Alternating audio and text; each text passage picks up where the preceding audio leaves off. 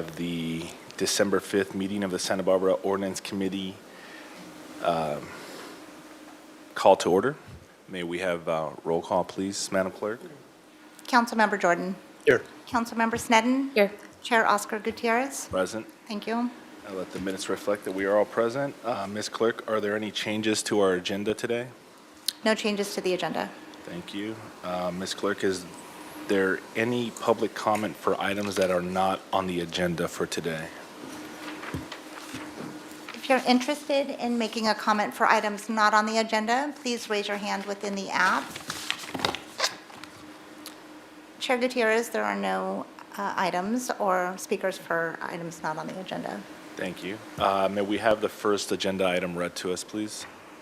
Subject, Tenant Protection Ordinance. Recommendation, the Ordinance Committee consider and forward to City Council for introduction and subsequent adoption an ordinance of the City Council, Santa Barbara, amending the Santa Barbara Municipal Code by amending sections 26.50.010, 26.50.40, 26.50.060, and 26.50.070 relating to the just cause eviction by adding section 26.50.055 to provide a tenant right of first refusal to re-rent following a no-fault just cause eviction by adding section 26.50.075 relating to occupancy following a substantial remodel, and by adding chapter 26.60 relating to protection of tenants from harassment. Thank you. May we have our staff report, please? Thank you, Honorable Chair, members of the committee. I'm Dan Hinchke, Assistant City Attorney, and I'll be making the staff presentation today. Just a little bit of background. The state legislature adopted the Tenant Protection Act in 2019 that provided some significant protections to tenants that we followed up with by an ordinance that was adopted in December of 2020 that created our local just cause and relocation assistance provisions in our municipal code. In March of 2023, we adopted as an urgency measure some amendments to the existing just cause ordinance to close perceived loopholes. The council at that time did that as an urgency ordinance, basically saying that the ordinance we're adopting incorporates the intent that we originally had. In July of 2023, the county adopted basically very similar provisions to the city's just cause ordinance, but they also added a right of first refusal to re-rent after a just cause eviction, something that the city did not have in its ordinance provisions. Then finally, this year, the state legislature adopted Senate Bill 567, which made some pretty comprehensive amendments to Civil Code Section 1946.2, which is essentially the state just cause protections. I will point out that the state law does allow local jurisdictions to adopt local ordinances that are more protective of tenants' rights than are provided in state law, and that's the authorization that we've been operating under since we first adopted an ordinance in 2020 and are doing so still today. So basically there are three major new issues that we're going to be talking about or addressing in the ordinance. The first is the right of first refusal to re-rent a unit following a no-fault just cause eviction. The other is the tenant protection from harassment. And the third is just further refinements of the current ordinance language. So the right of first refusal is contained in Ordinance Section 6. It adds Municipal Code Section 26.50.050 to the city's municipal code. It's similar to the county ordinance, but it also adds additional rights to re-rent that are provided for under SB 567. The right to re-rent would occur for 2 years following a no-fault eviction, and that there would also be a limit on the rent increase after a substantial remodel if a tenant exercises their right of first refusal, where the rent was limited to 10% or 5% plus a CPI, whichever is lower, which is essentially consistent with the statewide rent limitations that exist under state law. So that's the first issue. The second issue is tenant protection from harassment. That's in Ordinance Section 8. It adds a brand-new chapter to the municipal code, that's Chapter 26.60, and it protects tenants from willful harassment by owners and owners' agents, contractors, employees, et cetera. And there's a whole list in the ordinance, I'm not going to go through them in my report, of the various kinds of activities that they're just, lack of better, they're harassing. There's no legitimate purpose to them other than to harass the tenant, and those are identified in the ordinance.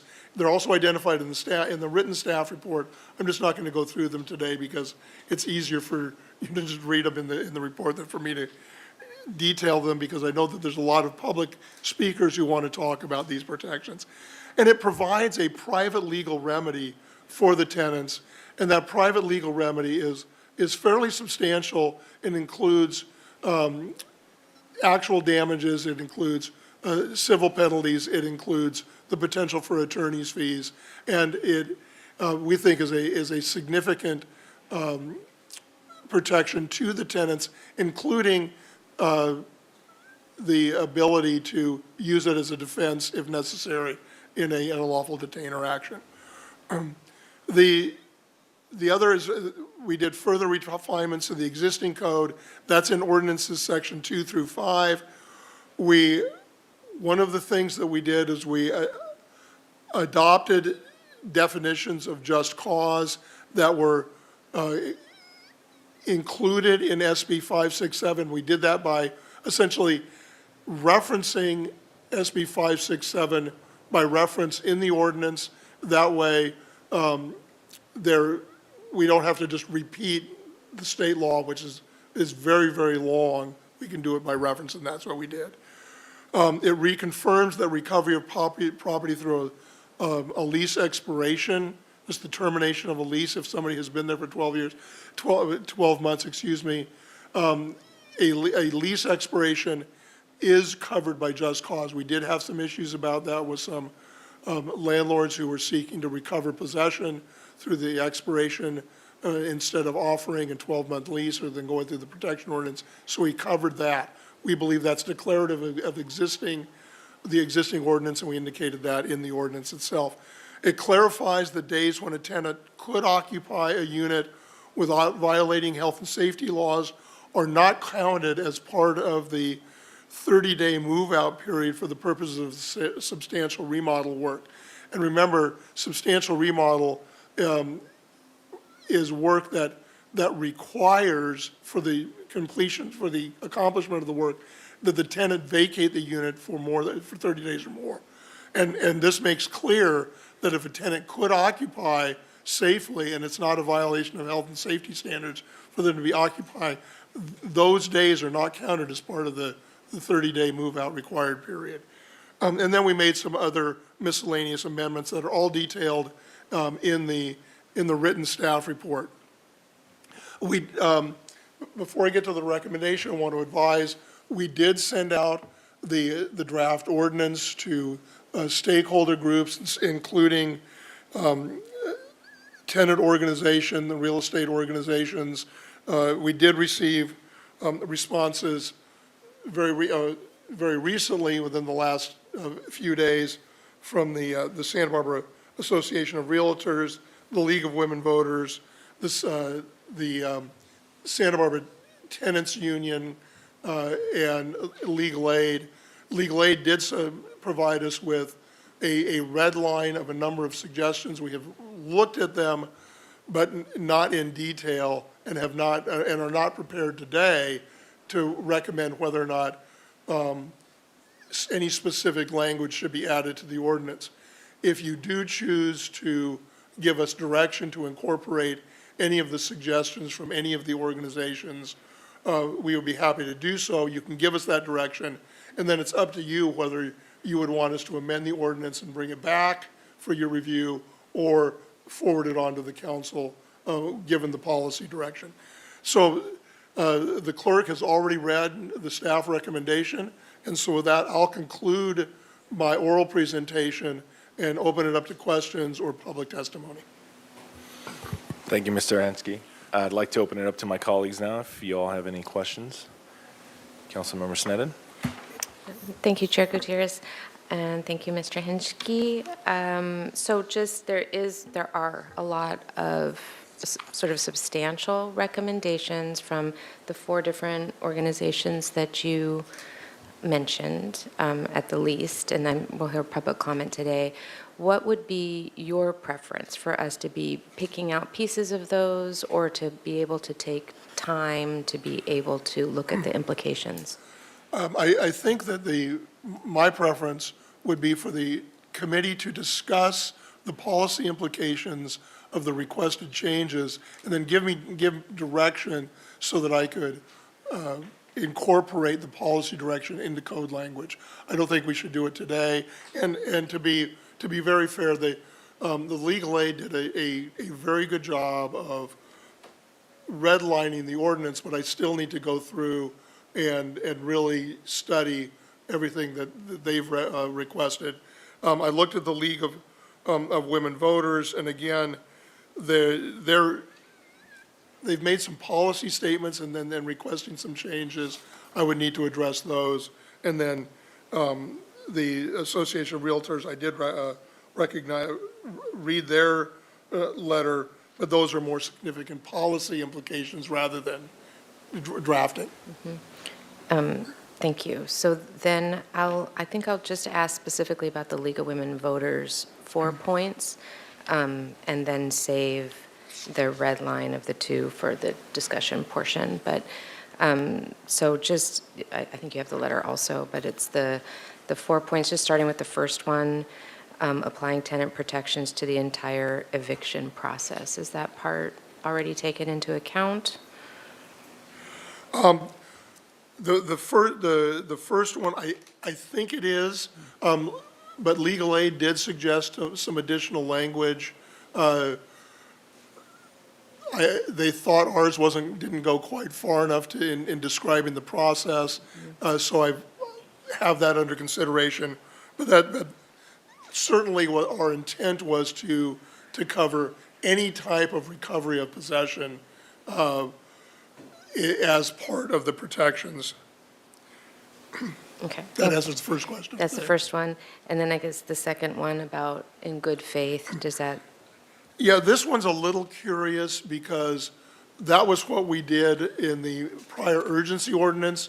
We did say that any of these actions, including recovery of possession of the unit for the purposes of taking it off the market, had to be done in good faith.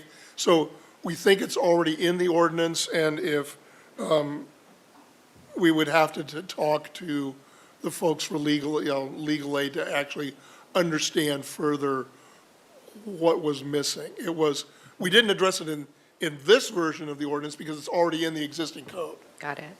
Thank you. And then the anti-harassment provisions, I believe you spoke to that in your presentation. But if there's anything to add on that. There have been requests to add items to the list of things that are examples of harassment. I thought it was a pretty comprehensive list. We used the list that I believe a majority of them came from the city of Oakland and the city of Los Angeles. I've had requests by people to look at the city of Richmond's list. I've had other people. So if we can add to that list very easily. I just need to know what to add. Okay. I need policy direction. Thank you. And then the last one, is it necessary while we're looking at this ordinance today for us to be identifying the funding source for enforcement? The existing provisions of the just cause are enforceable through the city attorney's office, and they have been. In terms of adding more money, I would need to defer to the city attorney Okay. to answer that specific question. However, I think one of the things to point out is that we did add the right for tenants for enforcement through private civil action that includes some significant recoveries, including the potential for recovery of attorney's fees. So those are already in the proposal that we're putting forward today. Thank you. And then just one more question about where we are in our status of right to counsel and where that funding is or how it's being utilized, if we know. The ordinance does not contain a provision that mandates a right to counsel.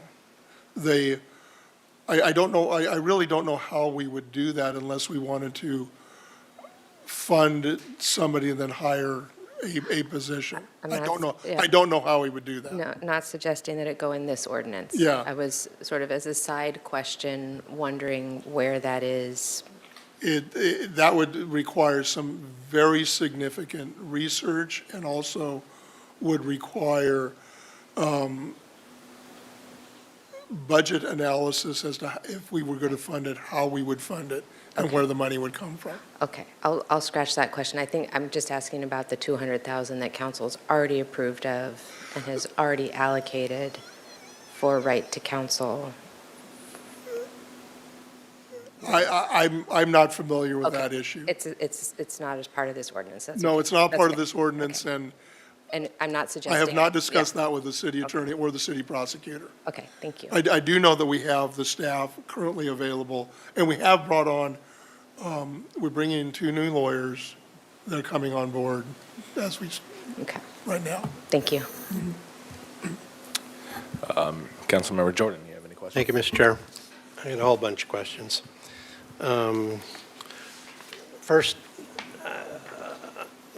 Dan, I'm at a loss. I just checked the city clerk's landing folder and my deleted, but I know I got correspondence from the Santa Barbara Tenants Union. I know I got correspondence from the Association of Realtors. I cannot find anything that I got from League of Women Voters, and I think you referenced one other. So I'm at a loss to comment on those. If at some point you could send those over to me, and I'll at least be ready for a subsequent conversation. And it might be my mistake, but see a few emails. I'm just going to wander through the staff report. Thanks. Staff report, and then might explain it. Ms. Lister the day before. The foundational process is somebody gives notice of a termination of tenancy, and there's a requirement at that time, this is why my question, to give also a notice of your rights for relocation benefits with that termination of tenancy notice. Is that correct? Under the existing just cause ordinance, yes. And then you're going to add a notice to tenants also at that same time on the written, on the right of first refusal, right? Yes, So all 3 of those are now going to happen at the same exact time? yes. Whatever, and I'll have questions on when that is as I move on. So, and then on the right of first refusal time being 2 years, there's a couple questions there. Why is that so long? And second part of that question would be, I'm making a presumption that, just my word, well, a substantial remodel would be that it's uninhabitable according to our codes or zoning during that time of substantial remodel, and it would have to be followed by a certificate of occupancy. So first question, why is it so long? Second question is, why is it not tied to a time period when the certificate of occupancy is issued? Why doesn't it begin then? 2 years was was a number that we pulled that we thought was reasonable in drafting the ordinance. There was no analysis or study done into it. Was, I've seen, I believe the counties is 1 year. The 2 years seemed to be a reasonable period, and starting from the eviction was a way to keep track of it. There are obligations that flow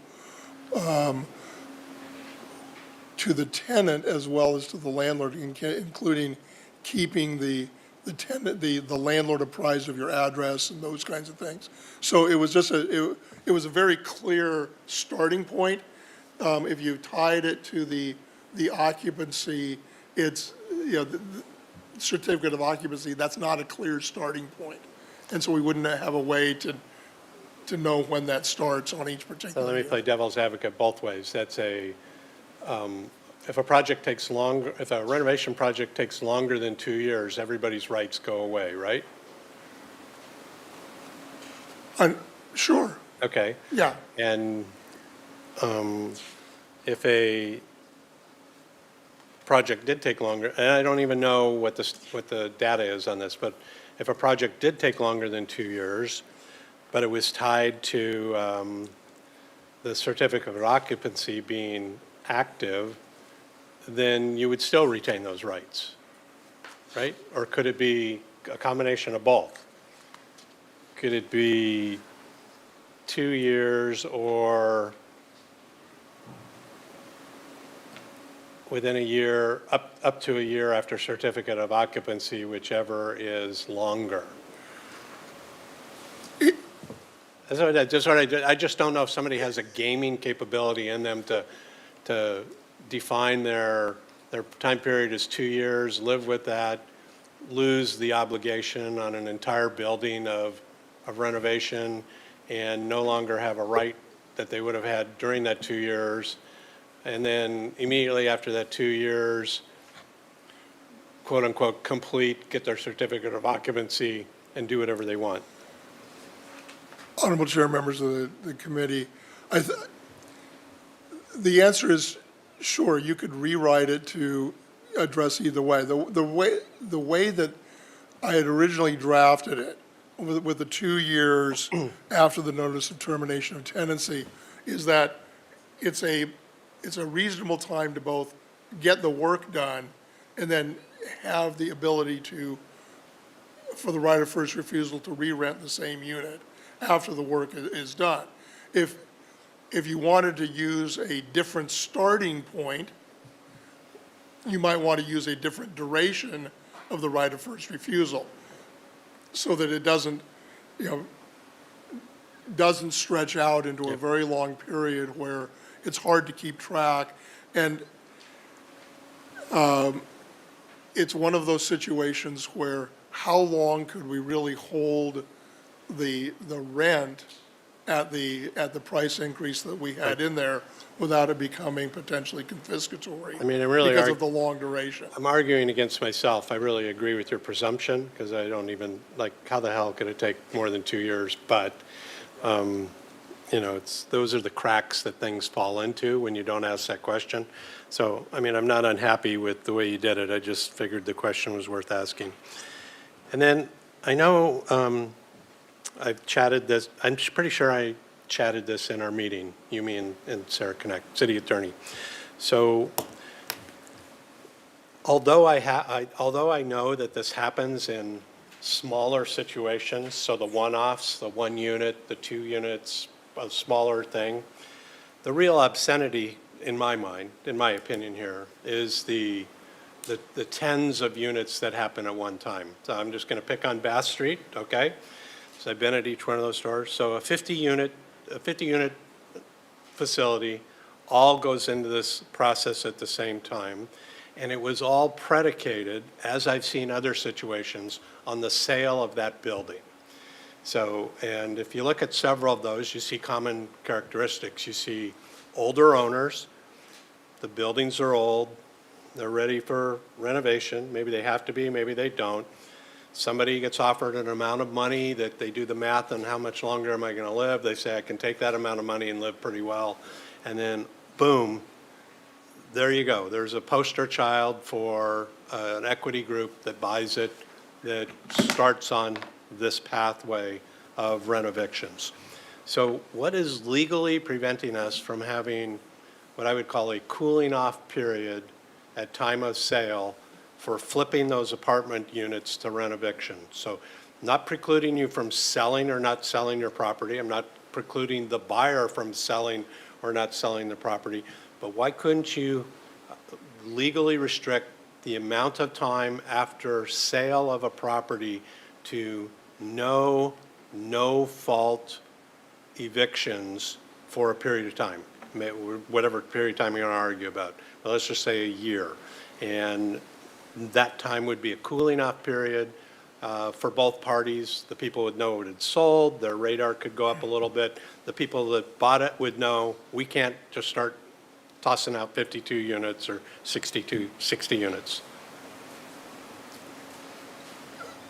So the answer to your question is that I would need to do further legal research to give you a comprehensive answer as to what is legally prohibiting us from doing it. Off the top, there are some general notions of what we can do to regulate an owner's right to use property.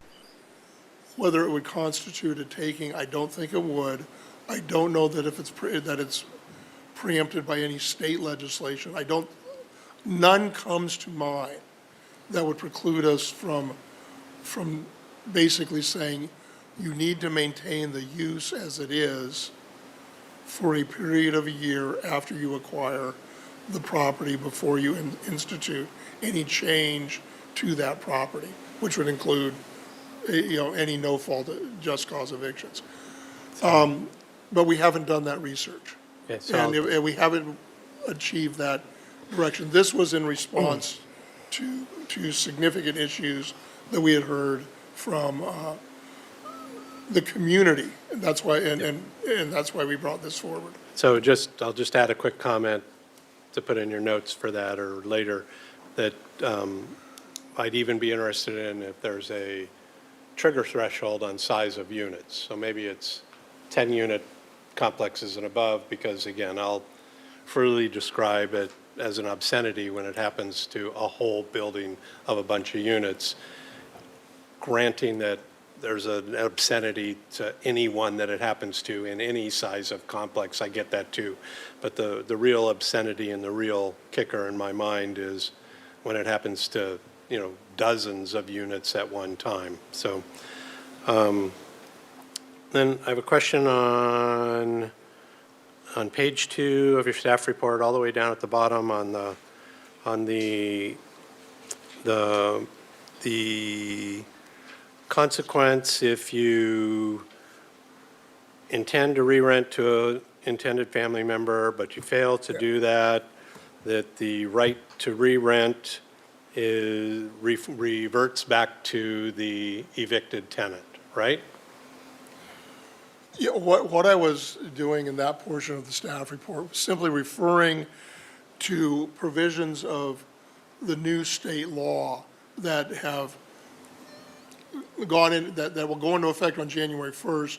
And all I wanted to point out was to essentially the community that there are additional rights under state law that are, and our rights are in addition to those. So our ordinance doesn't address those kinds of activities. But what I can say is that there is a right to re-rent that exists under state law that has to do with if a property owner uses the no-fault just cause eviction process to recover a unit for the purposes of renting, of personal use. or renting to a family member, and that family member doesn't in fact move back in, then the person who was evicted has a right to come back and re-rent the place, And and then- at the pre-existing rent. And then remind me, in that situation where you're going to rent to a family member, you still are subject to the noticing and the relocation, right?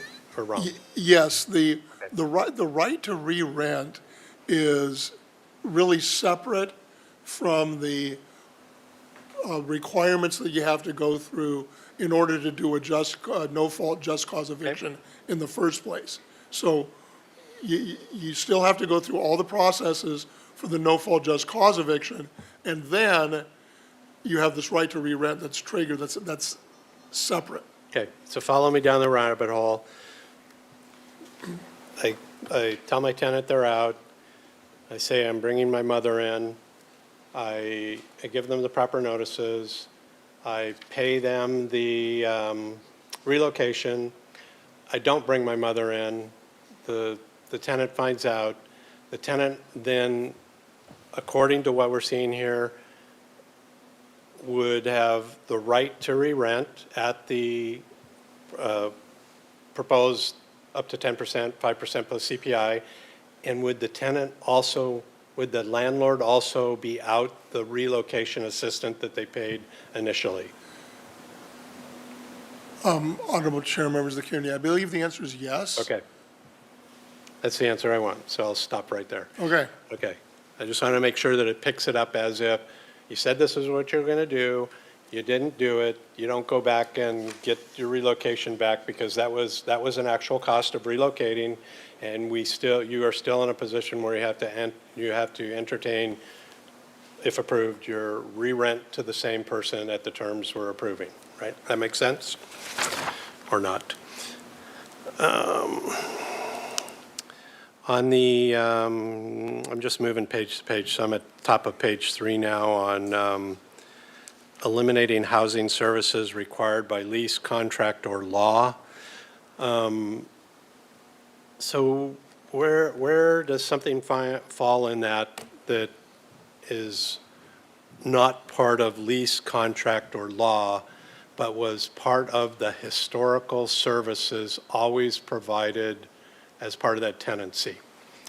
So I'll just use an example. Let's say you have a swimming pool in a complex, and it doesn't say anything about in your lease about maintaining that swimming pool in swimmable state, but as one of these methods that happen in a complex to influence tenants to leave, you just stop playing with the maintenance of your swimming pool and make it so it's not part of what was there before. Or maybe you had trash service 3 days a week and you reduce it to 1 day a week, but that still complies with the lease, contract, or law.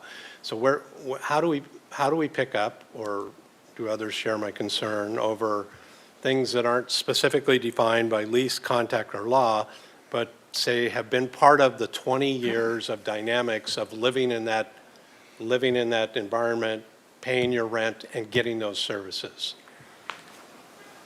Okay, Honorable Chair, members of the committee, this is one of the issues that arise when you summarize something in a staff report, and that's not exactly the way that it's written into the ordinance. In that particular circumstance that you're speaking of, the elimination of access to common areas or amenities would be, even if it's not in the lease, would be an action that, if it's done for the purposes of making the life of the tenants miserable and no lawful purpose, that would be one of the things that's subject to the tenant harassment protections. So I think it's already in the Okay, ordinance. and I'll agree with you, because I saw that, but Yeah.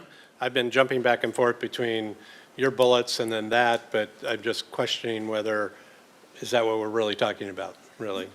Yeah, The staff report is an attempt to summarize the issues. We always defer to the actual ordinance language itself. And then, I think I'm just kind of out of order, everything too, but can you just do a overview for dummies or overview for Mike on the separation of dynamic between the city's legal role and a tenant's legal role? And I'll start that, and then you can do better than me. So when the city gets involved, I view the city as getting involved on behalf of the people, and the people meaning in the broadest sense, the people up in the sky, in relationship to our ordinances or state law.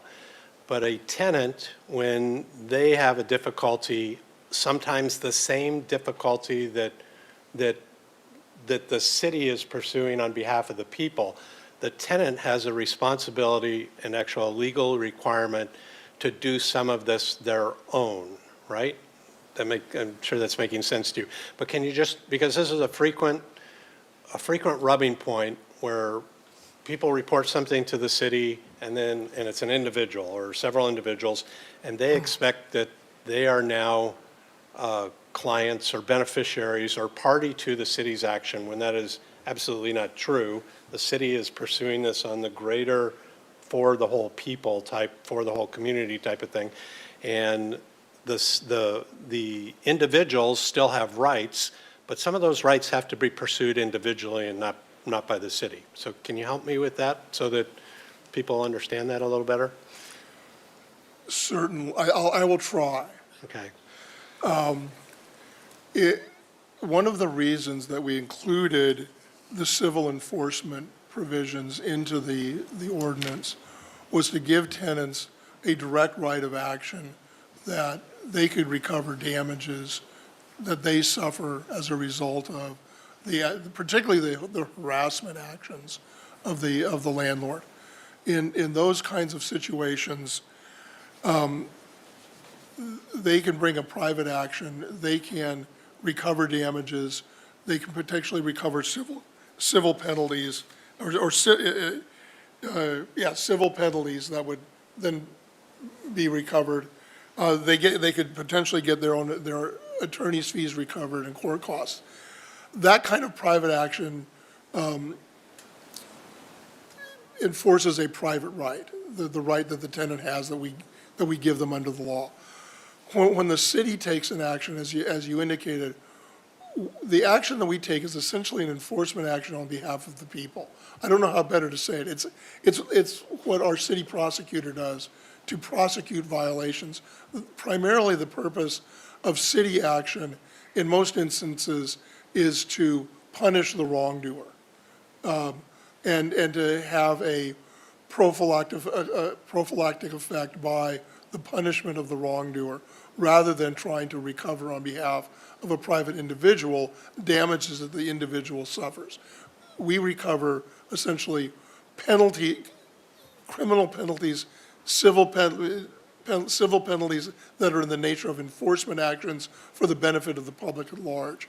And so it's just a different manner in which the actions are brought. We generally do not bring private, we in the city attorney's office are not the lawyer for the private individual.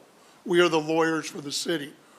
Our ethical obligations are not to punish, really, but to seek justice and to take actions that benefit the public generally when we're using the enforcement of our codes.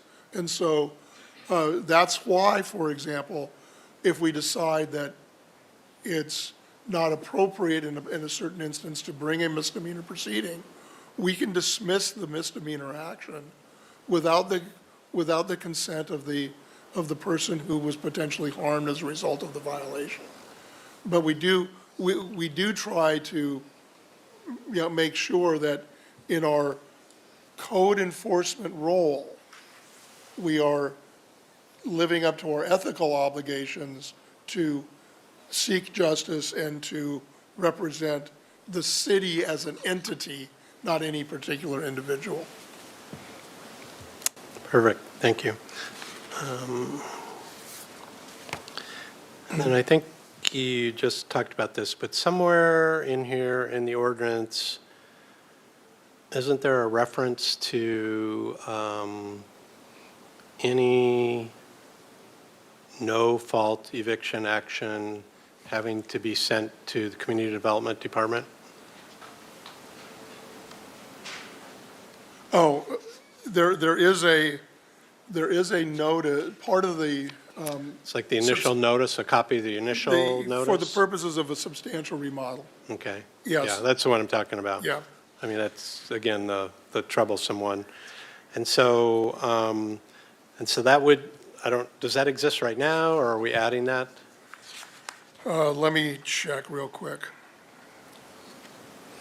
I'm sorry, I could have told you where that was.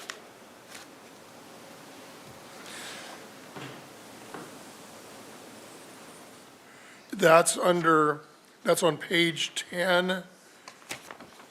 And it's in relationship to it's in relationship to substantial remodel. Right. And they have to get the permits, and then they have to file a copy of a written opinion from a construction expert that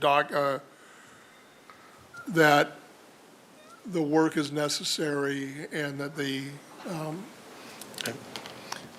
But wait, in the and future. the other documents In the of the future, my question, maybe, or my point would be that we will have some type of data, whether we can use it or not, whether we have the resources to use it or not, or however that works out to.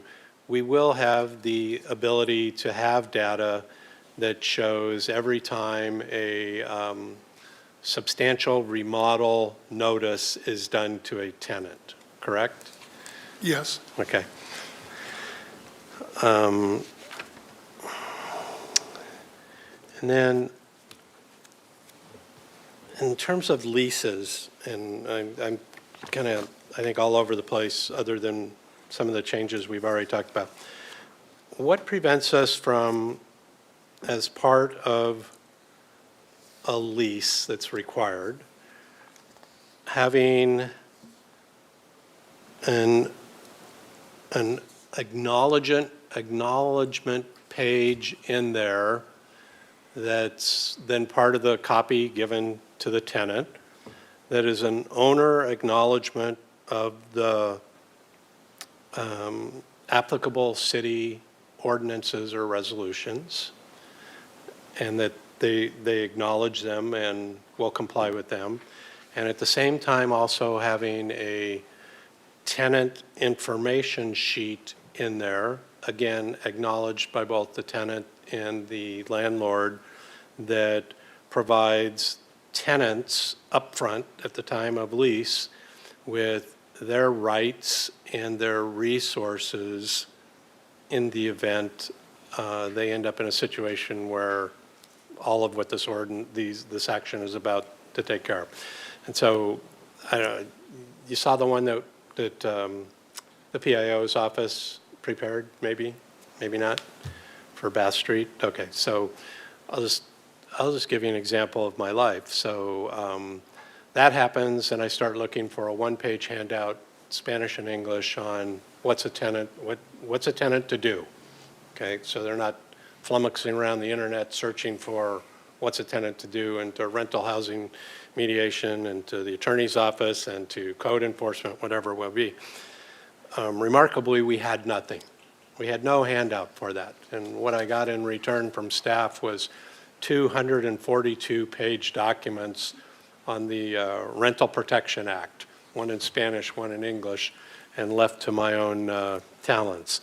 Our PIO officer in 3 days turned around a one-page document, and I'm just referring right now to the Tenants Information Act, that half of it highlighted the role of the Rental Housing Mediation Task Force, how to get to them, what to do, and the other half was split up between the Legal Defense Center resources and our kind of overarching information on no-fault reasons examples and no-fault assistance that happens.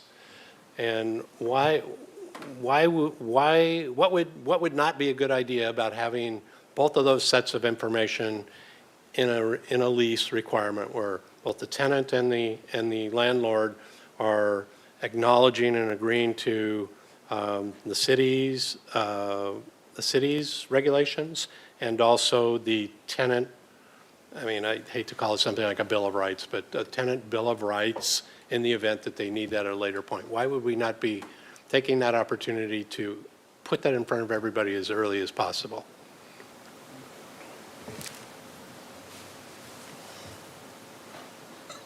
The Honorable Chair, members of the committee, the question that I heard is why would that not be a good idea? Well, that's for you to decide.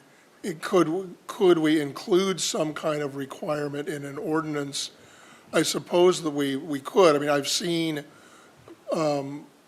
ordinances that include mandatory notification and mandatory language that are in it. Drafting that kind of provision would be complicated because you want to make sure that it's complete and that it's accurate and that it's not misleading and is comprehensive. The making the ordinances part of a package is something that we could certainly do, that we would make available. But what you're really asking is a management question, not a legal question. Okay. Because those are all things that we could potentially write. We could create mandatory lease language. There is an issue with potentially requiring people to hand out things that they don't want to hand out. But also there are a lot of laws that say you will include this provision in a lease. Okay. And so we have not done that. We were focused primarily on getting the protections in place, getting the protections established, and then how the council ultimately and management ultimately want to fund implementation is for a different day. Right. I don't think it would surprise you to know that when the protection is needed, nobody knows about it.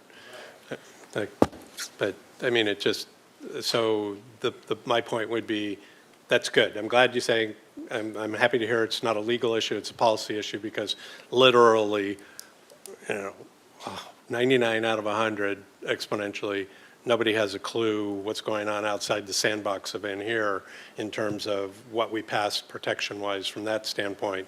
So that's my point of kind of pursuing that. So we'll talk more about that. And then can you remind me what the timeline, is there one timeline or two timelines now for actual notification for substantial renovation? Is it just 60 days? Is it 30 or 60 based on when you want to pay the money? What are our rules right now? I'll be honest, I don't remember. Okay. And what I do know is that we eliminated the preliminary notice, and we Yep. just have one notice. Yep. And that includes everything, because people were getting, we thought was a good idea of saying, hey, we're thinking of doing this, and now we're really going to do it. The first notice scared everybody and did not accomplish its intended purpose, so we're taking that out of the ordinance, and you have to give the notice in advance. And I believe on a lease it's 60 days. Okay. But I will defer to the experts, which would be either legal aid or the tenants association or the landlord's Yep. lawyers. They know better than I. So tell me then if it's a policy versus a legal consideration on increasing that timeline to 90 days or 120 days. And I'll give you my context for that. For substantial renovation. So substantial renovation, in my mind, would always include a permit, and a permit, in my mind, would always, the workings on a permit would always start 90 days, 120 days before that in terms of its inception. And so is it a policy decision on, in that particular case, for substantial renovation, that we could actually start that clock earlier on the notice to the tenant so that they have a longer period of time to go look for a place to live than what we think is the 60, might have used to been the 30, or could be a 90, but is that just a policy decision on what that date would be in advance? And do you see, and from your opinion, do you see any problem with that based on how I'm putting that in context, that if you're doing plans and looking for a contractor and submitting to the city and getting an approved permit, can you put anything into the city and not get it back in 90 days? I mean, is it always taking 90 days, right? That's what I always hear. So why would we not encourage the longest possible time of notice to that tenant? I believe it's a policy call up to a point. I'd have to research how long you could do that. But I will say that right now, you can't give the notice until you've obtained your permits and those kinds of things. Right. So those are already in there. But if you want to increase it, you'd have to give us direction to do that. We'd have to figure out what's a reasonable time.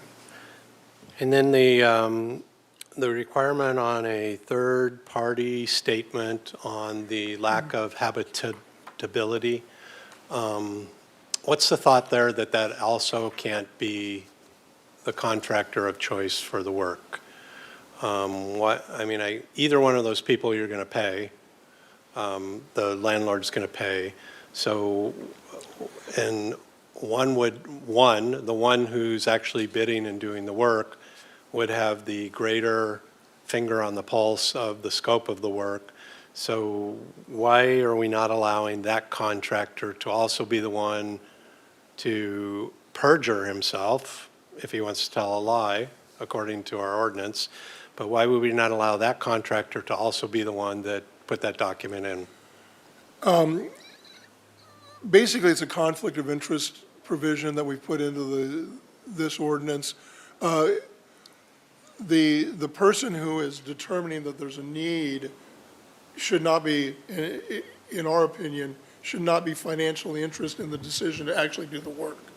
So that's why it's a different person. That's why there's a statement that says they cannot be financially interested in the work. And that would mean that the contractor couldn't hire an affiliate that was financially connected. Right.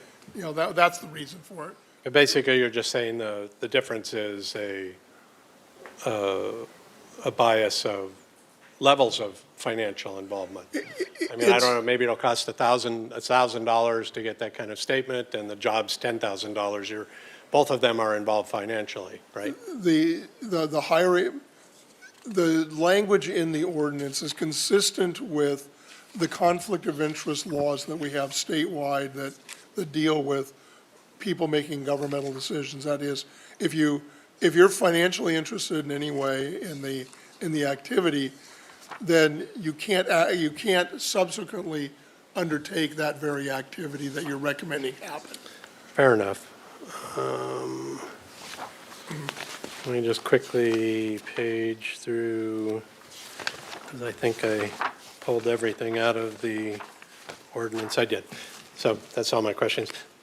I really appreciate you putting up with me asking all those down in the dirt questions, Dan. Thank you. Thank you, Mr. Jordan.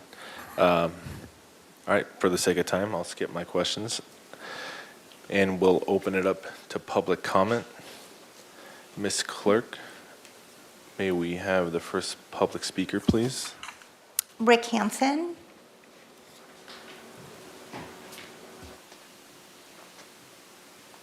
I want to thank you all for spending the time to look at this issue. It's really important. Thanks. And particularly, Mike, you had some really good points. I appreciate that. You looked at it carefully and really came up with some incisive questions. And I've got a question for you, sir. How do you know when a landlord offers a lease to a tenant? Is it actually required in our ordinance that they offer a lease? And how do you follow up to make sure that they do that? So just to let you know, we're allowing public comment, but we're not going to have a back and forth right now. Okay, all right. I just want to bring this to your attention because this particular issue is unclear. I've been under a situation for 2 years where I've never been offered a lease by my landlord. He's suing one of my neighbors because of this issue and because of him trying to get us out of our property so that he can double the rent. And at issue is whether or not he needs to offer a lease. He never has, and he never will until he's forced to do so. Under the way the ordinance is written, he can get away with it. He can get away with it. He never has to offer a lease. The judge who's judging and ruling on this issue with my neighbor is wishy-washy about the whole thing. You need to change the language in the ordinance so that they know that they can't get around this. We have no rights unless that happens, because they can just not do it and nothing happens. So please look at that issue. Once again, thank you for looking at this. These are really important things that need to happen for people who live in this city. And I appreciate all your hard work. Thanks. Thank you. So send us an email with your specific questions so we can have city staff advise us on a response. And just to let you know, city staff follows our direction, so any questions just directed towards us, we tell them what to do. Thanks. Our next speaker is Karina Savina.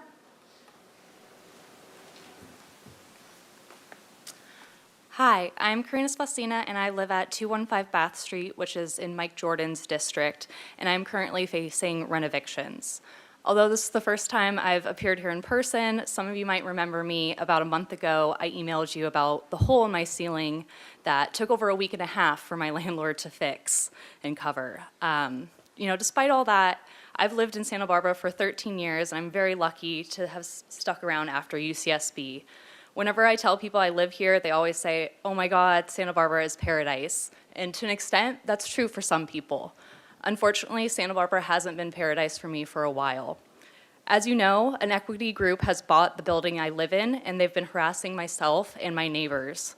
Some of us, myself included, have received surrender notices claiming major renovation work will be done, but it's very conflicting. For example, I live in Building A. My letter says that because of extensive plumbing in Buildings B and C, I should move out. So far, about a third of residents have moved out, and the apartments are being left empty. They have not started or completed any major renovations at this point on any of these units. If they do end up getting the permits for major work, the current laws in this town do not guarantee that I can come back for the same rate or contract terms. They could significantly increase my rent or make me pay for amenities that are currently covered in my lease. Even if my rent was only raised at the maximum of 10%, I would start to feel financial strain. While yes, I understand that Santa Barbara is paradise, the current yearly rental increase of 10% is unsustainable for a majority of people. I personally don't get a 10% raise each year, and neither do my friends and neighbors. Regardless if you're a single or multi-income household, 10% is difficult to keep up with. The only way to do that is to switch jobs, which is hard to do in a small town like this, take on additional work, or cut back on your spending, which has been impossible to do the last few years because of inflation. The dictionary defines paradise as a place of great happiness where everything is exactly as you would like it to be. When you look around this town and hear our voices each week, do you not agree that things need to change? Santa Barbara is not exactly as we would like it to be. My building is made up of middle-class residents like myself, and our new landlord will do anything to kick us out. They're sending us false eviction notices and taking their time to fix actual issues like the hole in my ceiling. We need you to pass laws that prevent and fine landlords that harass and lie to their tenants. The current laws make Santa Barbara a paradise for predatory landlords like my own. We need you to ban petty lease breach evictions, pass anti-harassment protections, and implement a right to return with a rent cap. We need you to close the removal from the market loophole and require landlords only remove a unit off the market in good faith. Otherwise, people like me will be forced to leave. I hope from now on, every time you hear the phrase Santa Barbara is paradise, you ask yourself, for who? We are not just your constituents, we are your neighbors, we are your local tech workers, and more. Thank you. Our next speaker is Frank Rodriguez.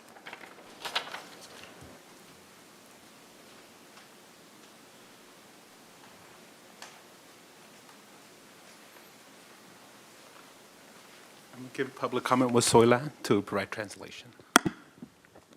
Buenas tardes, mi nombre es Zoila y Frank. Good afternoon, my name is Zoila and Frank. Estoy presente para apoyar a inquilinos contra desalojos injustos. I'm here to speak in favor of supporting tenants not facing unjust evictions. Porque como sabemos que yo soy una familia que he pasado por eso, ¿verdad? No una vez, son como 4 veces.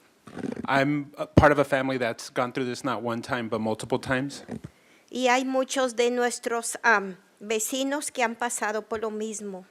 And of course, we have a lot of neighbors who have gone through the same. Y estoy aquí para que apoyar más los desalojos injustos. And that's why I'm here today to speak up against unjust evictions. Queremos la buena fe de los propietarios We want to ensure that we get good faith from property owners. en remodelaciones When we're talking about renovations being done to the apartment, y contra el acoso. and also against harassment against tenants. E incluso ahorita yo sé de un acoso en el momento. Están desalojando y y hay una puerta corrediza de 2 vidrios grande que el marco se ha caído y tenemos peligro de la persona que se pueda cortar con ese. Y ese es un acoso que porque la están desalojando no quieren reparar. And we see it all the time, and one of my neighbors and family friends has been dealing with a sliding door that has been broken, and they haven't been wanting to fix it, and we're just fearful that someone's going to get cut with that door. And we feel because that person's getting evicted right now, they're not getting the proper help in repairing that door. Y gracias por tantas conversaciones sobre los derechos de los inquilinos. We do want to thank you all, and especially Dan Henschke, in emphasizing the continued and critical conversations around tenant protections that the city has had. Queremos que nos sigan apoyando y que esto, ¿verdad? Siga procesándose y que podamos seguir con el Comité de Crisis de Vivienda. Thank you so much for the substantive conversations, and we know that a lot of this can also continue with the committee of the Housing Crisis Task Force. Porque sí, como muchas familias residentes, ¿verdad? Lo ocupamos con hijos, nietos y personas de la tercera edad también. Because we really need to think about our elderly, the folks that have young children here in town. También queremos el apoyo porque los altos costos nos están desalojando de Santa Bárbara, ya que aquí tenemos nuestros trabajos por muchos años, los hijos en escuela, en el colegio. Entonces queremos ¿verdad? El apoyo y estamos también presentes para apoyar. So yeah, that's why we're here today, to really address the high cost of rent as well. A lot of us have been struggling, and this is where we work, this is where we have our jobs, and we're definitely here in support of making sure we address all the ways that folks are being evicted here from our town. Yeah. Y muchas gracias y ¿verdad? Gracias por su atención y por el apoyo. So thank you again. Thank you for all your work and all your dedication. And Soyla and Frank from COSM really want to emphasize the great work that y'all are doing on this. Our next speaker is Stacy Kaplan.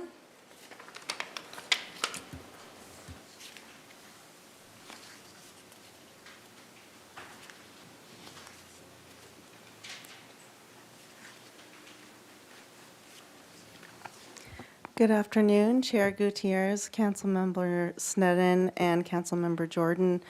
I am the Government Relations Chair at the Santa Barbara Association of Realtors, and I will be speaking on some of our concerns regarding the period of 2 years and also the idea of re-renting a property or unit at basically the same gross plus 5% or CPI, plus CPI or 10%. So first, we do have a question, where did the 2 years for the right of first refusal come from? Councilmember Jordan asked this as well. It seems very arbitrary. There's a concern in the way that it's written. It's in section 6B, it says, the right of first refusal to remain for a period of 2 years, it maybe should say within the period of 2 years because of how a right of first refusal works. So if the housing provider is able to offer it immediately after the renovation is completed, and it's a lot sooner than that, we would, to your point, Councilmember Jordan, not want anyone to game the system by stalling for longer than necessary. Does that make sense? Yes? Okay. We have no problem with the right of first refusal, but not at the same rate. If this is enacted, the housing providers will not renovate properties. We have very old housing stock, which are getting more and more distressed. There will be no incentive to make these improvements. If you're going to renovate a kitchen and a couple bathrooms, and considering that the majority of our housing providers are mom and pops, to then say that they would not be able to recoup those funds is, it's not proportionate to what they're investing into the property. And finally, we have real concern that that provision violates Costa-Hawkins. So when the housing provider provides the proper paperwork that's required within the proper time frame and gives relocation assistance to the tenant, with these acts, the contractual obligation is severed with that tenant. There is no longer contractual obligation. That is a closed contract. To say that they would have to offer the same rent plus, 5% plus CPI or 10%, that's an opposition, it's a violation of Costa-Hawkins. So we're looking into that. We encourage you to as well. And thank you for your time today.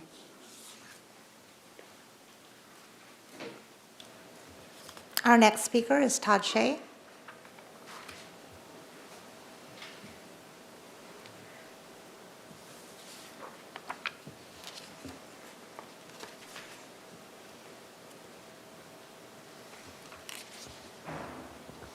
Okay, good afternoon. Chair Gutierrez and Ordinance Committee. I'm Todd Shea, President of Santa Barbara Association of Realtors. And you have already received our joint letter with the Santa Barbara Rental Association stating out our many concerns with this ordinance. But I'd like to highlight today a section requiring the written opinion for a licensed contractor for a proposed substantial remodel, which has already been discussed some today. If you're like me and have done any remodel projects in Santa Barbara, trying to find a contractor or even a good contractor is very challenging as it is, and that's the first contractor, which means getting another second opinion from another contractor will be virtually impossible. And then today I heard the reasoning behind this is because we don't want two contractors financially obligated to do so. Contractors work hard. Contractors should be paid. So if we're going to get a second contractor that's going to do this for free, put their liability and their bond on the line for what? That's a lot to ask. Second, contractors are business people. They need to deal with this aspect of liability. And more than likely, finding a contractor that's willing to put their, again, bond on the line for a free opinion, and property owners trying to substantially remodel will be really challenged to find another contractor. Again, third, this step adds another an onerous step in trying to substantially remodel, and it will delay the project while potentially causing loss of rent. Again, I ask you to vote no on this ordinance and to let the market stabilize, which we're already seeing some of that. Thank you. And again, in all conversations about this ordinance, I just ask you to remember one guidepost, is that the rights and responsibilities need to be on both sides, represented from landlords and from tenants. As again, the city represents people of Santa Barbara, which mom and pops and tenants deserve good rights. So I appreciate that. Thank you, guys. Our next speaker is Michael. I apologize, I can't read your last name. Is it? Eric. Hi, I'm Mike Arisic. I'm a tenant at 215 Bath, which I believe is in Mike Jordan's area, and I appreciate his and all the rest of you taking an interest in this. Right now, what we have is a situation where, because we have certain protections, but then we have this other idea that they can do a renovation. The incentives are really just sort of misaligned. This really incentivizes the landlords and their managers to really engage in some of the most egregious conduct. I mean, like I said, the amounts of money that are at stake here are very large, because if they get us out and what they want to do is get a bunch of students in, they will immediately get a much higher valuation for their property. So what I think is incumbent on you to do is go ahead and sort of fill in these gaps. Right, if you go ahead and obviously, anti-harassment is, to me, kind of a no-brainer. Nobody's really pro-harassment. The other one is a little bit more complicated, but I do think that if you make it clear that the incentives should be aligned to keeping people in their homes, to keeping people housed, so not having these construction projects which are arbitrarily set for these very long time frames, because the long time frame allows them to justify kicking you out. There's no reason to. I mean, when I don't know if you're all homeowners, but if you're a homeowner and you have somebody come fix your electricity, you don't move out. Or you have somebody come fix the plumbing, you don't move out. But they want us to move out for 60 days so that they can justify basically kicking us out and getting a bunch of City College students in. It's not that there's anything wrong with City College, but right now our building is full of young professionals, older people, vulnerable people, small families, and they want to kick us all out and replace us with a bunch of people, quite frankly, just from out of town. And so, I ask that you continue your work and fix this problem. A few specific things that I would like to see are, I would like to see you consider putting in the harassment, some sort of facility for a mandatory education for the managers and or the owners if they violate the harassment. It's kind of like a traffic school where they have to go take an ethics class. And I would also like you to make sure that they can only do this once a year, so that 10% cap is not something that they keep stacking on by, in addition to the 10% that they can do every year. So with that, like I said, thank you for your time, and I hope you pay attention to this. It's important. Next speaker is Daniel Rhodes.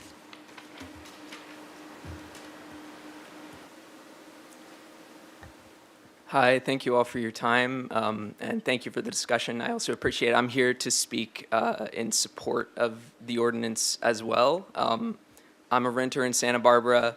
To be honest, I really don't want to be here. This is my second time at City Hall. I've got other things that I'd like to do, but I think this is really important. It's important for me on a selfish level because I'm a renter and because the situation is crazy out there. The high rents are the tip of the iceberg. The power that landlords have in this market gives them the ability to harass tenants. I've met too many people at this point in my year of living in Santa Barbara that have experienced this kind of harassment, to the point where I know that it's only a matter of time, whether it's 5, 10 years of me living here or someone that I love experiencing something like that. In terms of, I really don't know kind of how someone could be opposed to the ordinance as I've read it. I really like it. I encourage you all to strengthen it if possible, definitely not to weaken it. To take away the rent cap on the right to return is, it makes the right to return useless, essentially.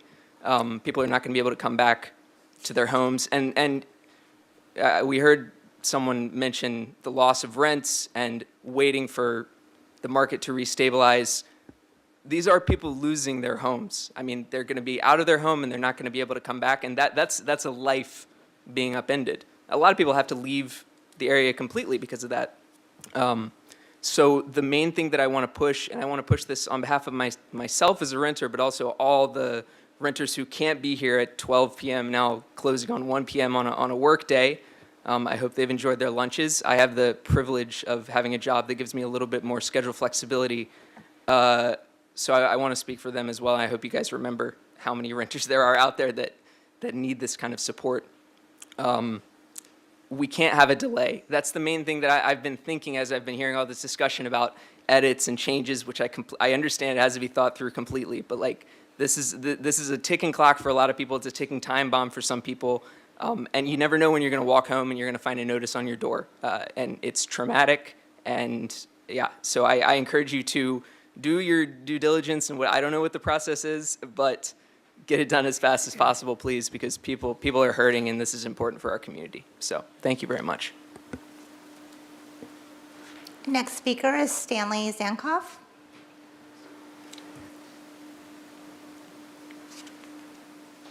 Hello again. I want to just start off and really echo our thanks and gratitude for your leadership in looking into this, for the staff's incredible insight into this area and responsiveness.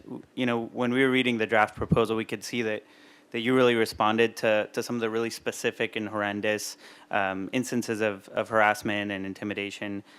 So we think that, you know, I'm here representing myself, but also as part of the Santa Barbara Tenants Union.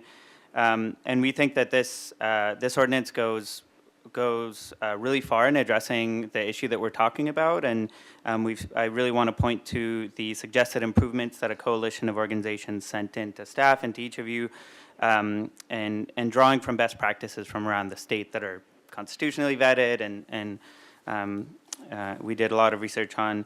And I'm happy to go into some of these a little bit more, maybe if there's more time, and I'll stick around till the end of the meeting. But I also want to just take a step back and frame this. This is ultimately around good policy. It's about actually having our Just Cause ordinance catch up to speed with the current market and the practices that we're seeing by really bad faith, increasingly sort of flipper developers that are coming into particularly student-heavy communities. We know that this, you know, writing is on the wall. If you look at a lot of other communities where, in our case, for example, UCSB has not followed through on 5,000 units that they were legally obligated to do. That's why they're getting sued by the county. And we saw actually in, you know, the Bath Street apartments that really put a fire under this policy in the latest iteration. Those were actually marketed very briefly as student-only housing. And that student-only housing is really incentivized because you can deregulate the rent every single year and charge higher per bed prices. I want to draw attention to a particular recommendation in making the ordinance a little bit more effective, and that is particularly in having the protections apply to all stages of the eviction process. This is really top priority because it would ensure that we would basically do no harm by bringing this forward to kind of avoid what kind of known as like a gold rush of mass rent evictions if people know that this policy is going to affect, and also to protect the tenants that are currently experiencing these notices when we know that actually the intent isn't actually to renovate or substantially remodel, it's actually to try and build student-only housing.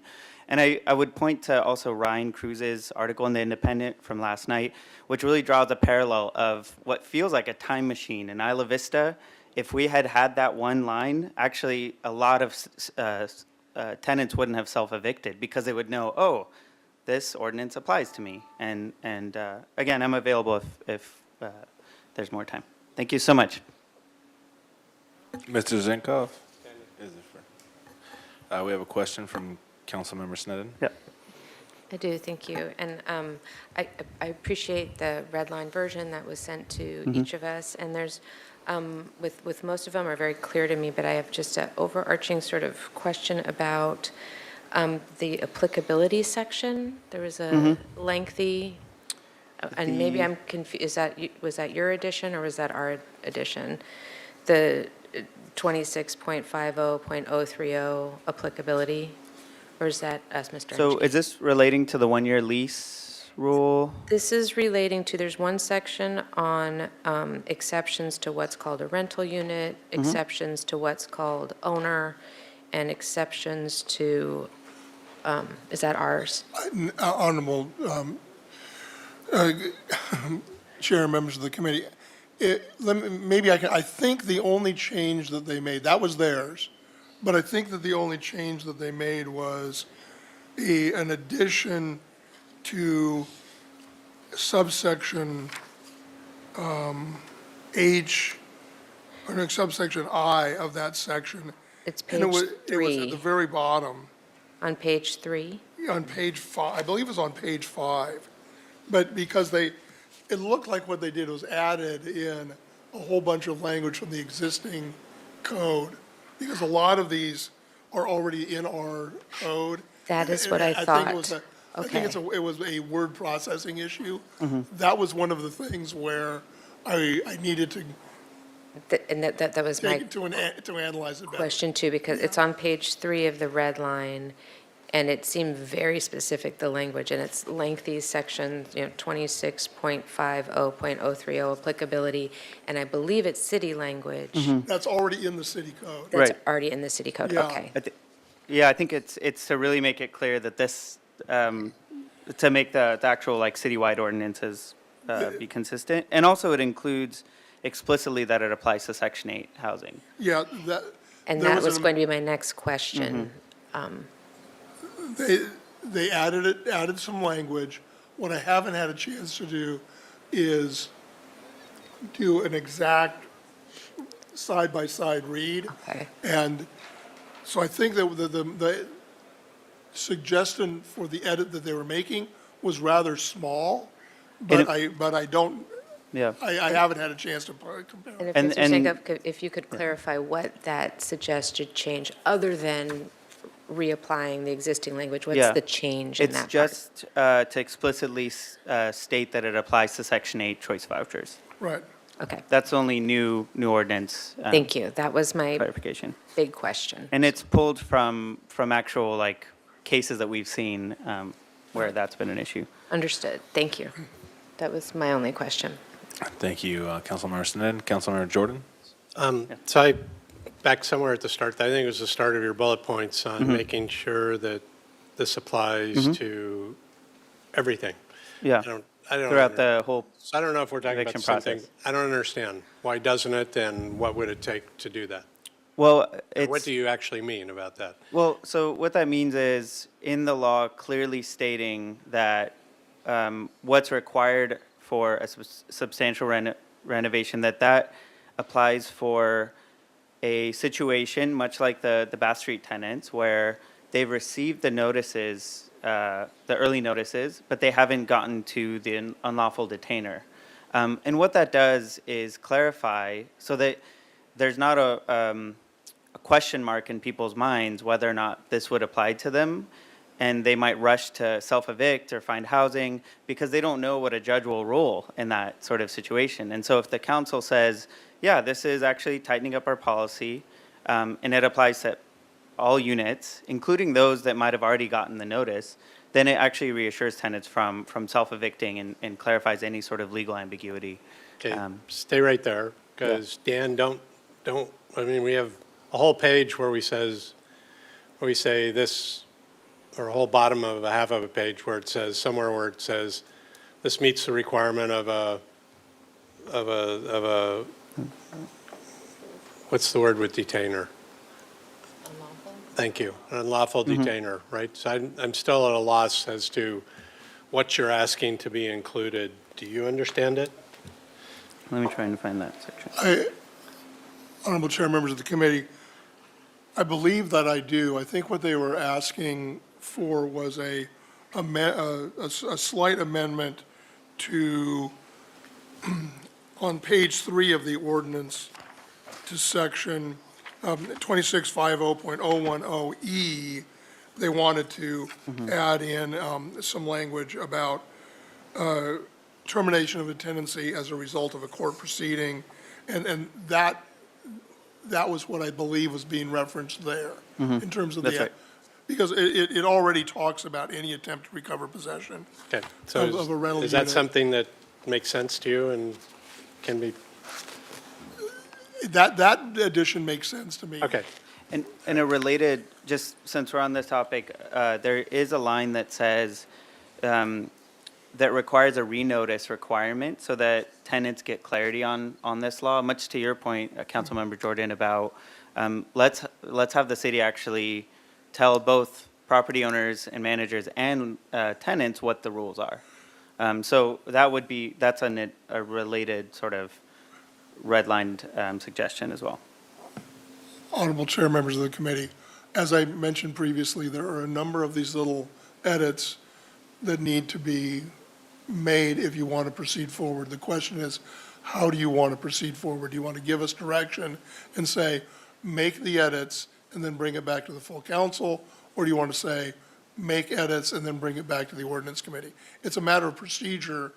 I think I understand a lot of the things that were requested by the Tenants Association and by legal aid are fairly straightforward. I just haven't had a chance to incorporate them.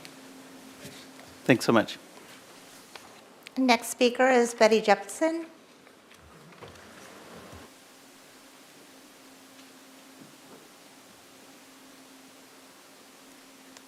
Good afternoon, Chair Gutierrez and Councilmember Jordan, Councilmember Snedden. The proposed ordinance, as you might imagine, raises many concerns for housing providers. We hear that there are no rights for tenants, but since in 2019, there have been a multitude of tenant protection laws enacted on both the state and local level. We had the Tenant Protection Act of 2019, which was AB 1482, adding the rent cap of 5% plus CPI and just cause. The Santa Barbara City removed the sunset date from this act, so they will go on forever and not end in 2030 like statewide law. Santa Barbara City enacted a mandatory one-year lease offer, and it is being enforced. The city added substantial remodel requirements, and this proposed ordinance would add more. And the current notice is 120 days, an early alert notice followed by a second notice of 60. The state limited security deposit to 1 month's rent with AB 12. The state amended the Tenant Protection Act, which further tightened up requirements for no-fault evictions and added damages, penalties, attorney's fees, and enforcement mechanisms. And the county has now added new laws for unincorporated areas. It is getting virtually impossible for small mom-and-pop landlords to figure out what law applies to them. They have to figure out what jurisdiction they're in. They have to figure out whether their housing applies. 75% of our housing providers are considering leaving the rental business because of these restrictive laws and regulations. And that's in our letter. It's from a poll we took. If these mom-and-pop owners leave, that will open the door for corporate investors and homeowners to buy the properties, which will not help tenants. Property taxes increase humongously when you buy a new property. It's not the property taxes that the landlord used to pay. Therefore, the rents increase. Many of my clients, especially the elderly, have already sold those properties, and they are being managed by REITs, or they're being home-owned. They're being occupied by the person who bought them. They're no longer rentals. So I think that this is a big issue. You can see that it's very, very important to both sides, and therefore it needs continued conversation. Thank you very much. Next speaker is Amber. Amber, can you pronounce your last name? Thank you.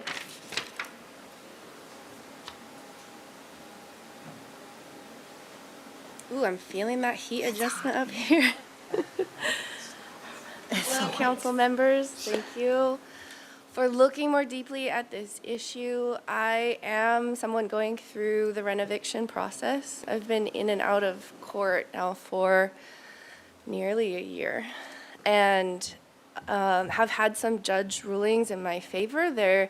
I am a situation where the landlord did not give a lease, so I can attest to the fact that there is compliance in some cases with the one-year lease law, and then there is a complete opt-out in other cases.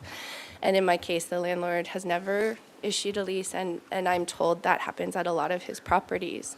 So I think there is room for there to be more enforcement or some kind of check on what that looks like. Maybe it's a rental registry. I know a lot of people have that idea, that we have an idea of what is the scope and scale of what we're looking at? What is the situation? How, what are the current rents? How can we measure them against past rents? That's the purpose of something like that. I would want to share my experience with the legal system, both personally and also what I've observed. So I've been lucky to be aligned with a very capable lawyer in my situation, and I've also witnessed through my volunteerism, really through the tenants union, situations in a different capacity. So someone who's self-represented, who's pro per, and going through the process. And what I see that I think is subtle in that process is a lot of the harassment in a lot of these cases comes from lawyers who are representing the owning side. And it happens really intentionally, really directly. It happens as false information, intimidation. I've seen where a lawyer, the very same one, will speak and act and move differently with a pro per than they will with a lawyer on the other side. So I think that's a part of this that is strong and important to include, is the idea that people who are above, the very base poverty level of qualification for legal aid and still well below what you could, being able to afford $400 an hour, have some kind of option for representation that goes beyond what Lynn's able to do at the legal counter. And I can just say that the process is really very stressful. The market flipped to double, obviously in the 5 years that I was renting from this place, and it's hard to imagine going out in the market. I think the purpose of a rent cap after a right to return, or call it what you will, but the limitation, it does cause the owner to question, is this really necessary? Is this a renovation that has to happen? Because they're able to do that as it is at a change of tenancy. Do they have to kick out current good standing tenants to do it immediately? Thank you. Our final speaker in chambers is Nick Gonzalez. We have 2 individuals online. If you would like to speak on this item, please raise your hand now. Thank you. Honorable Chair Gutierrez, Council Members Jordan and Sneddon. One of the items, just a few concerns, is the remedy section needs to include remedies for both tenants and housing providers. Several other speakers indicated the fact that approximately 70-something% wanted to leave. It's becoming increasingly more difficult for mom and pops to continue operating with all these new ordinances. And which brings me to a bigger concern is that on page 17 of your civil enforcement, it says the court may impose civil penalties up to $10,000 per violation, tenant relocation, and other appropriate relief.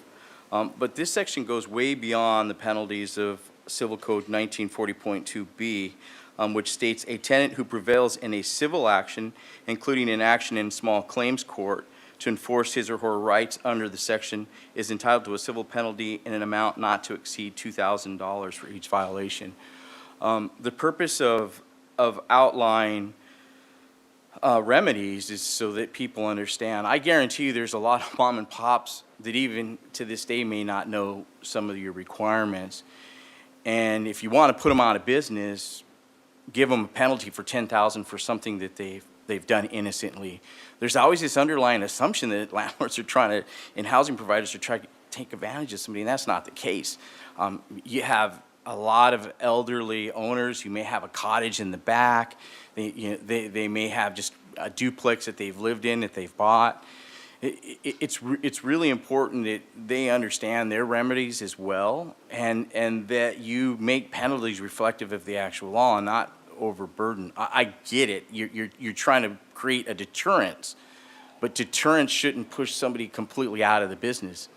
And that's what we're seeing. We're seeing people leave because it's becoming very, very difficult to manage. And then when you look at a penalty like this, $10,000, I don't know about you, I don't have $10,000 in my bank account right now, liquid and available to pay a fee like that. Let alone, I can tell you, that I could start naming off many small housing providers that don't as well. I get it, I understand the goal, but please think through this and not make it so punitive, because there are people that may just make an innocent mistake. Thank you. Chair Gutierrez, we have one individual online who would like to speak. Cameron Yee, please go ahead. Cameron Yee, can you hear us? Hello, can you hear me? Hello, can you hear me? Yes. Oh, thank you so much. So I'm so sorry, I am signed on as Cameron Yee, but my name is Maria Navarro. I would like to talk today in support of this legislation and just echo Stanley's points earlier on to add a provision that would basically allow tenants or protect tenants to, be protected with. Right now, if the legislation were to pass, there could be an amount of tenants who would be in that limbo phase where you wouldn't be able to know whether you're covered by the law. So I think he brought up a really, really good point. I think, additionally, I did want to say that I sympathize with the struggle of small landlords. And while I sympathize with the struggle, and I know the previous commentary just said, who has $10,000? I think that is a struggle that tenants face every day. I feel like at the end of the day, if you're a landlord, you still have the opportunity to use your property, sell your property, have, a loan sticking out based on the value of your property. So while you struggle, the reality is that the proportion of the struggle is so unequal that it is something that is really, really taking a big toll on people's not only well-being, in economical well-being, but also psychological well-being. Renters are psychologically stressed out, and they are suffering the consequences of being in basically at the hands of landlords who could or could not evict them at any given moment, saying that it's a substantial renovation, right, or a substantial remodel. So the penalties are harsh, but they're meant to be harsh because it's supposed to be a tough decision to make. For a tenant to be kicked out, it also means that they would have to spend $10,000, $12,000 to try and find somewhere else to live, if not leave Santa Barbara, leave the whole county, and leave the state.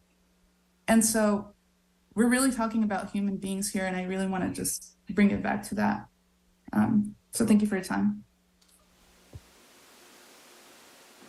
Chair Gutierrez, no further speakers. Okay, thank you. I'd like to open it up to my colleagues for a potential motion or remarks.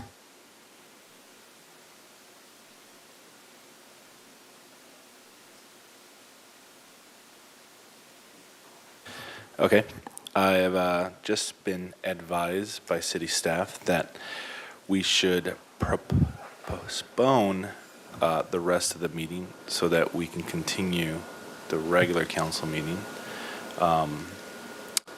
Is this something I should open up for a vote, or can I, as chair, just decide that? Here comes city. If you would like to continue continue the meeting Yes. until, I suppose we could do it next Tuesday and continue it for committee deliberation and discussion and direction. That would be an appropriate thing to do since of the time. Yep. And you can do it as chair. Mayor, excuse me. Chair thought you liked me, Gutierrez. Rebecca. I'm just used to that. This is a very substantial item, and I assume that this committee wants to have some time to consider and deliberate. So my recommendation is to continue it to next week. We will adjust the starting time to give you at least an hour for deliberations, such that your recommendation to council can be inclusive of those deliberations. Okay, my colleagues. Are we concur with closing that? public comment? Okay.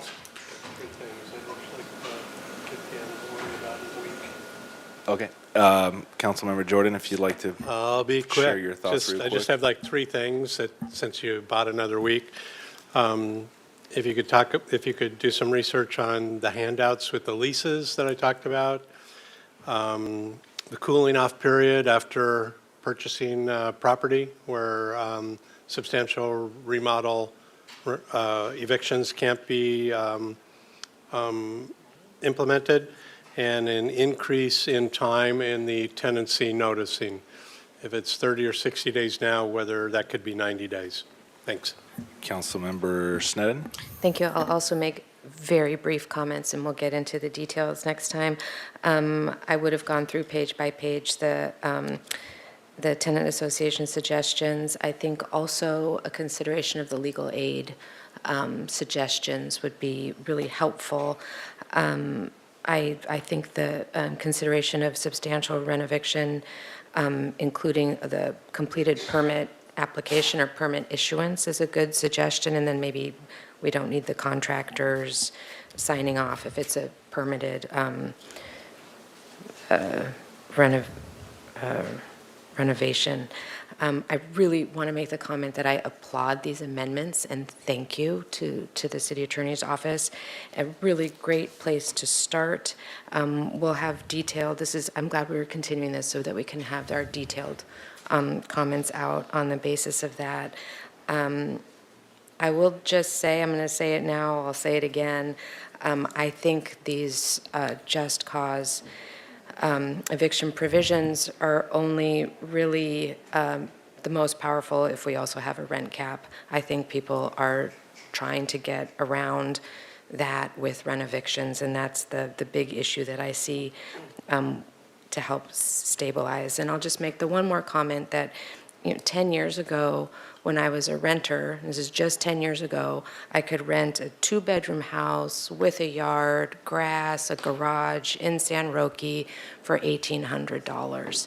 That's 10 years ago. In 10 years' time, what $1,800 can get you today is maybe a studio apartment.